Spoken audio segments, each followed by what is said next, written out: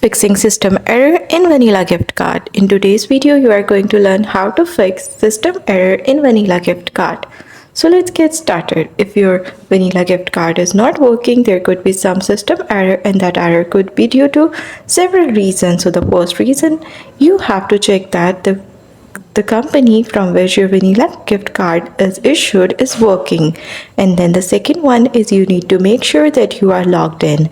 After logged in a few minutes or after a few hours, if that thing still does not work, there could be errors in the cookies. So in order to check that if the error is from cooking, you can use different browser. For example, if you're using Microsoft browser, you can switch to Firefox and other. Try doing that. You can also try to log in your mobile phone. If that thing works there, here you have to simply reset your Google Chrome settings or reset the cookies or by clearing the cache. So that's all. That's how you will be able to fix system error in Vanilla gift